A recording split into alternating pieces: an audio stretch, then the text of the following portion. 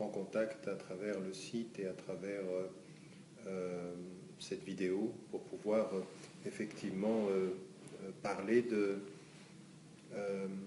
d'un sujet qui a fait beaucoup de bruit ces derniers temps et on m'a demandé d'expliquer ma position, ce que je pensais à propos de la Connell et de ses différentes interprétations. Alors, c'est vrai qu'on m'a beaucoup posé de questions pendant ces derniers mois, pendant ces dernières semaines, parce que le sujet semblait mobiliser pas mal de réflexions et pas mal de personnes au niveau des médias français, mais également au niveau des citoyennes, des citoyens français, dont certains de confession musulmane sont un tout petit peu confus. On ne voit pas très très clair dans cette situation-là entre qui sont les amis et qui sont les critiques. Alors, il y a quelques jours de cela, j'avais pris une position, on m'avait posé la question sur la Connell et je m'étais exprimé sur son sens et en même temps sur la façon dont il fallait le traduire. Alors, si on lit bien, parce qu'encore une fois, j'essaye, autant que faire se peut, d'être précis dans ma formulation, ce que je disais dans ce propos et que je maintiens sans aucun remise en cause de ce point de vue-là, c'est que pour la plupart des femmes et des hommes, de ceux qui ont repris à leur compte la Connell comme un geste qui exprime quelque chose sur le plan social et que sur le plan politique, c'était effectivement nous ne sommes pas des imbéciles et nous ne laisserons pas faire ni manipuler dans un sens comme dans un autre, soit par un certain nombre de personnes de la classe politique, soit en l'occurrence par une certaine façon de positionner le débat en France aujourd'hui, parce que malheureusement, aujourd'hui, le débat politique en France s'est appauvri, se délite, on est dans le populisme et on est dans la course aux voix, en lorgnant, que ce soit à gauche ou à droite d'ailleurs, malheureusement sur les voix d'extrême droite, dont je l'ai dit d'ailleurs au moment des dernières élections présidentielles, le vainqueur de ce qui était en train de se passer en France en termes de discours politique lui-même, c'était plus l'extrême droite, c'était plus le Front National qui réussit à faire en sorte que ces thèses soient normalisées dans les autres partis dits plus traditionnels. Bref, ayant dit ceci, le geste normativement voulait dire cela. Maintenant, et encore une fois, je le pense, je le sens, je le sais, je l'entends, au niveau de ce que je vois sur le terrain, ceux qui l'expriment sont ceux qui ont envie d'exprimer essentiellement ce rejet, ce désaveu finalement de la classe politique. Maintenant, qu'on soit clair aussi sur les instrumentalisations. Celles et ceux, et ils sont à mon avis minoritaires, mais qui ont instrumentalisé le geste pour en faire quelque chose qui était au-delà, par exemple, de la critique d'un État ou de la critique de la politique française ou de l'État d'Israël, en ont fait un geste qui allait jusqu'à l'exprimer devant ce qu'était l'expression de la souffrance juive à Auschwitz, ou en l'associant directement à des symboles qui, clairement, dans la façon de traduire, relèvent de l'antisémitisme. Non, cette instrumentalisation-là, je n'y adhère pas. J'ai dit et répété, du point de vue de ma conscience en tant qu'être humain, en tant que musulman, en tant que défendant des principes, l'antisémitisme ne peut pas être, l'antisémitisme est anti-islamique, et toute récupération qui irait de la critique de l'État d'Israël à finalement ne plus faire de distinction, elle est intellectuellement extrêmement dangereuse, elle est islamiquement erronée, on ne peut pas faire ces amalgames-là. Et donc, les personnes qui vont utiliser ce geste à ces fins-là, ben, bien évidemment qu'on ne peut pas adhérer à cela dans l'instrumentalisation du geste, même si, encore une fois, dans le fond, son histoire, c'était plutôt de dire un non au système. Donc il y a une première chose sur laquelle il faut être clair, sur laquelle j'ai toujours été clair de ce point de vue-là. Moi, je ne suis pas dans les positions blanc et noir, je suis dans les positions qui essayent d'analyser ce qui est en train de se passer. Et là, il y a quelque chose d'extrêmement clair. Il y a un geste qui a exprimé ceci, que certains instrumentalisent. L'instrumentalisation, c'est non. La compréhension fondamentale du geste, dans ce qu'il exprime pour la très grande majorité de ceux qui le font aujourd'hui, eh bien, ou qui l'ont fait, il y avait cette idée-là. Maintenant, il y a un deuxième point que je relève d'ailleurs dans mon propos, c'est qu'il y a dans le geste quelque chose qui a une certaine vulgarité, qui a été exprimée d'ailleurs par certains. Dieudonné lui-même, à des moments donnés dans son spectacle ou dans certaines de ses vidéos, utilise des propos, se met dans des situations où exprime des choses qui, du point de vue de ma perception des principes, de ma perception de la morale, de ma perception simplement de l'éthique sociale et même de l'éthique du langage, eh bien, ce sont des choses auxquelles je n'adhère pas. Et je le dis d'ailleurs dans ce petit texte, c'est-à-dire que je ne suis pas sensible et je ne peux pas partager la dimension de la vulgarité. Alors encore une fois, le sens du propos quant au rejet du système est une chose qu'on entend, le fait de le faire ou le fait d'y participer, c'est autre chose. Pourquoi? Parce que nous avons dans notre tradition aussi quelque chose qui est le refus absolu de l'injustice, le refus absolu de la manipulation politique, mais aussi, c'est-à-dire parle à tous ceux qui peuvent être des opposants de la meilleure des façons, et même, en l'occurrence, même par rapport aux gens qui sont les plus ignorants et les plus manipulateurs,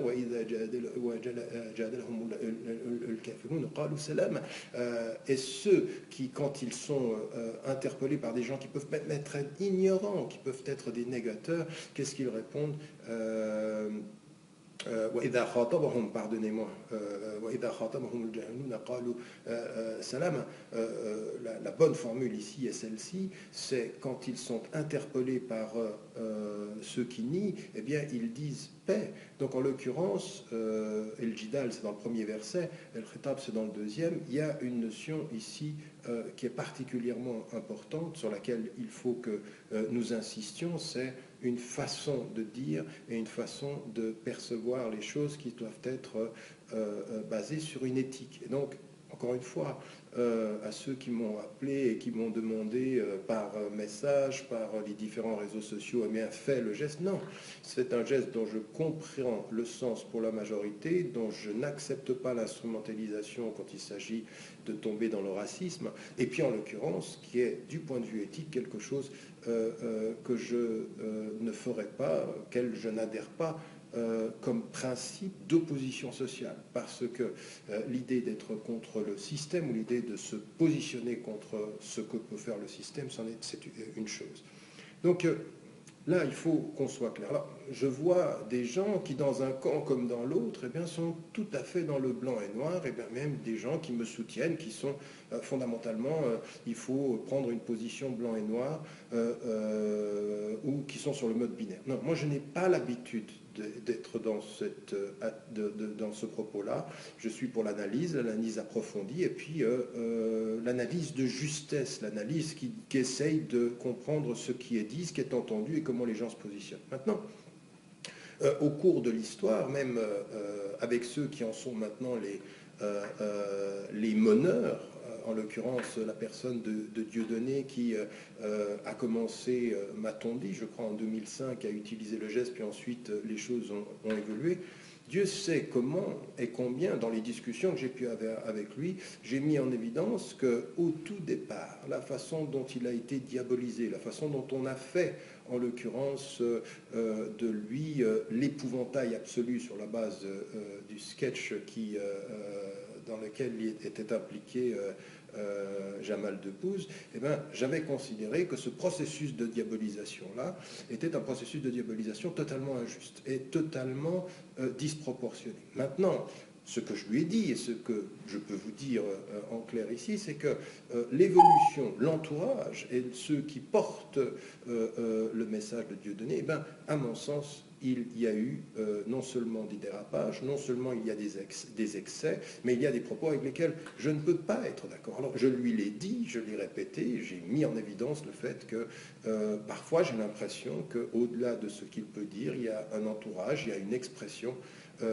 qui est problématique parce que ça n'est pas la critique d'un État, c'est parfois des dérapages sur les principes de la religion, les principes de simplement du fait d'être juif, et même bon, ce qu'il a pu dire d'ailleurs sur le fait d'être musulman, c'est pas parce qu'on critique tout le monde mal qu'on a raison pour tous. En l'occurrence, il y a la mesure, et même dans le fait d'être drôle, eh bien, il y a une éthique de l'humour aussi, parce qu'on ne peut pas dire et faire n'importe quoi. Ça, c'est mon opinion que j'ai dite et répétée, et en l'occurrence, autant je fais la part des choses, la diabolisation, je ne peux pas l'admettre, parce que je pense qu'elle est excessive, mais en même temps, la critique d'un certain nombre de propos, la critique des excès, la critique de cette ligne qu'il y a entre la dénonciation d'une politique d'État et le fait d'être croyant juif ou croyant musulman ou croyant chrétien. Là, il faut faire attention. Et c'est pas parce qu'on dit « Ah ben moi, pour moi, il n'y a pas de religion et tous les êtres humains sont des êtres humains ». Oui, non, mais il se trouve que les êtres humains croient en quelque chose et que ce en quoi ils croient, il faut le respecter et qu'on doit faire la critique de tous les États et tous les États doivent trouver cette critique. C'est vrai de l'Arabie Saoudite, c'est vrai du Qatar, c'est vrai de l'Iran, c'est vrai des États-Unis, c'est vrai d'Israël, c'est vrai de la France, c'est vrai de l'Angleterre. Tout ceci, il faut qu'on ait une critique extrêmement claire, mais qu'on fasse la part des choses.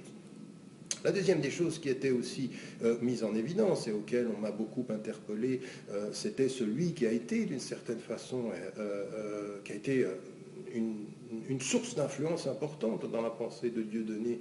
Il le dit d'ailleurs lui-même, les deux se reconnaissent dans le propos, c'est Alain Soral, vis-à-vis duquel j'avais pris des positions de distance et de critique très très tôt, et en l'occurrence une fois lorsqu'ils étaient venus à l'Union des organisations islamiques de France lors du congrès du Bourget, et on avait pris des photos, et des gens étaient venus prendre des photos quand ils étaient venus me voir. C'était sans mon consentement, et je n'avais pas aimé l'utilisation qui en avait été faite par la suite sur les réseaux sociaux, comme pour utiliser l'image. Et pour moi, c'est toujours dans un débat critique ici que les choses m'intéressent. Alors encore une fois, au-delà, c'est pas parce que quelqu'un se positionne dans l'antisionisme qu'il est forcément mon ami et qu'il faut voir tout ce qui est dit. Et là, on a des jeunes et des moins jeunes d'ailleurs qui sont tellement dans l'antisystème, tellement dans la frustration qu'il suffit que quelqu'un soit antisioniste et qu'il rajoute dans la critique de la France et de l'élite française pour qu'il y ait un mouvement de cœur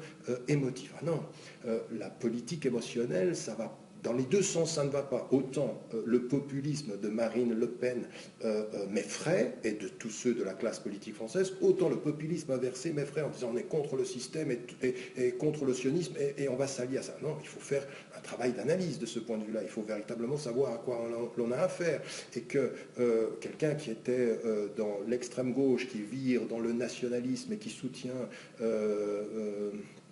Le Pen, père et fille, et puis ensuite se dispute, et puis ensuite dit des choses qui, de ce point de vue, sont problématiques sur la question de la nationalité française, sur la question de l'appartenance. Il ne suffit pas, encore une fois, de rallier les frustrations et l'instrumentalisation de cette opposition au système par le fait de la critique d'Israël, puis ensuite on dérape, et puis ensuite on dit des choses qui doivent être extrêmement précise de ce point de vue-là. Alors, encore une fois, j'ai pris des positions qui étaient des positions critiques par rapport à ce soutien de l'extrême droite, du Front National, auparavant avec Jean-Marie Le Pen, avec sa fille, avec un discours qui est, pour certains propos, qui va extrêmement loin dans l'expression d'un racisme, dans l'expression de la vulgarité aussi du propos. Et ça, je n'y ai jamais adhéré, je n'y adhère pas, et je rends attentif toutes les femmes et tous les hommes qui sont sur le terrain, qui peuvent avoir des frustrations réelles sur le plan social, sur le plan politique, sur le plan culturel, de ne pas tomber, en l'occurrence, dans cette attraction des sirènes qui utilisent, instrumentalisent l'antisionisme à des fins de récupération sur le plan du terrain et qui vont extrêmement loin parce qu'en même temps, il y a par rapport aux faits religieux, il y a par rapport à l'islam, même certains, je veux dire, Alain Soral qui nous dit qui sont les savants qu'on doit suivre et qui sont les savants qu'on ne doit pas suivre. Encore une fois, je pense que c'est ni son rôle ni sa fonction, mais se positionnant contre le système, il y a là, de ce point de vue-là, quelque chose qui est un problème. Donc, encore une fois, pour ce qui me concerne, moi j'en appelle à l'esprit critique, par rapport à tout ce qui est dit, par rapport à tout ce qui est mis en évidence sur toute cette rhétorique de l'antisystème, l'instrumentalisation des frustrations. Maintenant, il y a aussi des choses qui sont des totales contre-vérités, qui sont dites mensonges politiques pour récupérer, parce que vis-à-vis de moi, en l'occurrence, en disant il fait partie de l'axe qataris, britannico-américano-sioniste. Attendez, faut quand même cesser ces amalgames et en venir à des choses qui sont des réalités. Pour ce qui a été de mon combat politique, à aucun moment je n'ai soutenu aucune des pétromonarchies. Quand vous lisez mes ouvrages, vous écoutez mes propos sur la question du Qatar, sur la question de l'Arabie Saoudite, sur la question du Bahreïn, les propos critiques sont extrêmement clairs. Sur la question de l'Iran, en même temps, je suis dans une chaîne dans laquelle je présente un programme, une chaîne iranienne, et ça on n'en parle pas, parce que finalement il ne pourrait pas en parler, parce que ça gêne ou alors je serais tellement vicieux qu'il faudrait que je sois dans les deux camps.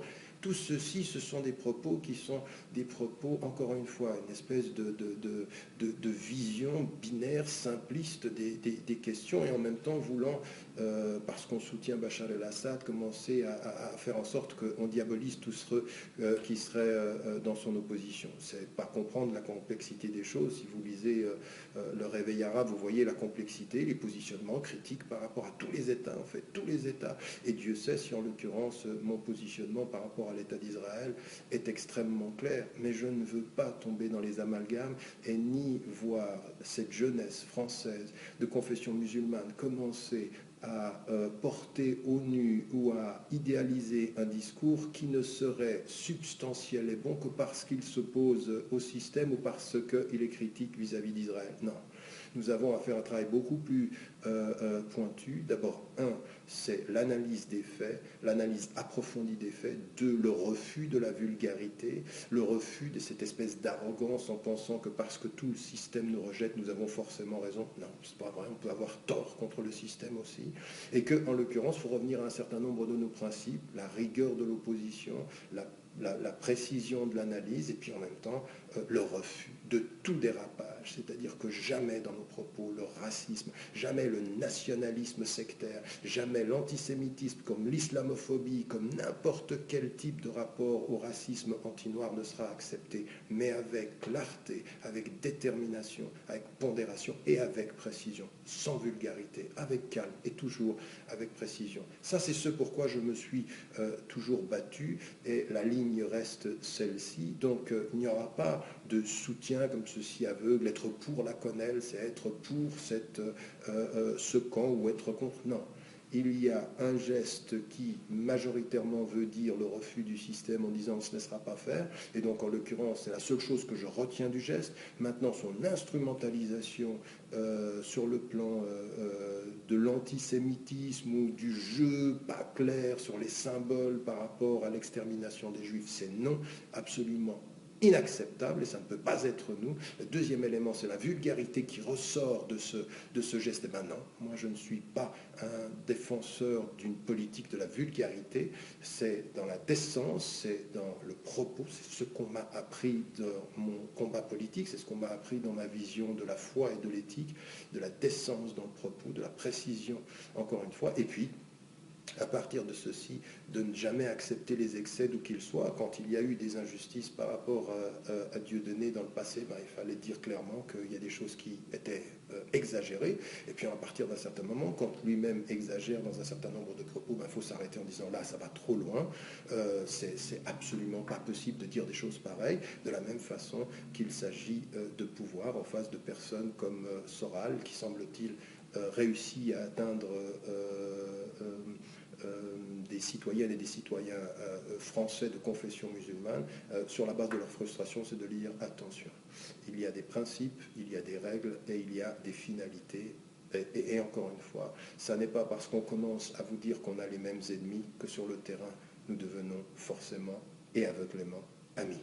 Il faut faire un travail d'analyse et de ce point de vue-là, il y a des choses qui sont absolument inacceptables dans le propos qui soutient le Front National, qui soutient une certaine forme de racisme, qui soutient un cloisonnement d'enfermement intellectuel et puis qui n'est pas, au fond, aussi ouvert sur la question de la diversité religieuse et de la diversité culturelle. Si vous creusez un peu, vous verrez qu'il y a un tout petit peu de condescendance, voire peut-être même parfois du mépris, et parfois même chez certains un peu de racisme.